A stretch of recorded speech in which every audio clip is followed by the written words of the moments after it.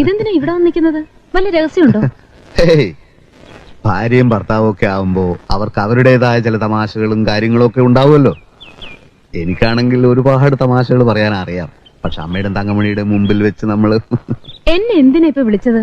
ഞാൻ തുണി കഴുകാണ്. അത് നമുക്ക് പിന്നെ കഴുകാലോ. അതിന് മാത്രമുള്ള പ്രശ്നം എന്താ? പ്രശ്നമല്ല, ചില നർമ്മ സംഭാഷണങ്ങൾ, ചില തമാശകൾ. ഞാനിപ്പോ പ്രസ്സിൽ വെച്ച് ഇങ്ങനെ ഇരിക്കുന്ന സമയത്ത് പെട്ടെന്ന് എനിക്ക് ചില തമാശകൾ തോന്നി. അതോടനെ ശോഭയോട് വന്ന് പറഞ്ഞിട്ട് പോകാമെന്ന് കരുതിയാണ്. എന്ത് തമാശ? തമാശ എന്ന് വെച്ചാൽ ഒരു വൃദ്ധനെ പറ്റിയാ. ഏത് വൃദ്ധൻ? ഒരു വൃദ്ധൻ. ഈ വൃദ്ധൻ ഹോട്ടലാണെന്ന് കരുതി ഒരു ബാർബർ ഷാപ്പിൽ കയറി. അപ്പോൾ വൃദ്ധൻ ബാർബറോട് എന്തുണ്ട്? അപ്പോൾ ബാർബർ കട്ടിങ്ങും ഷേവിങ്ങും. അപ്പോൾ വൃദ്ധൻ രണ്ടും ഓരോ പ്ലേറ്റ് പോരട്ടെ.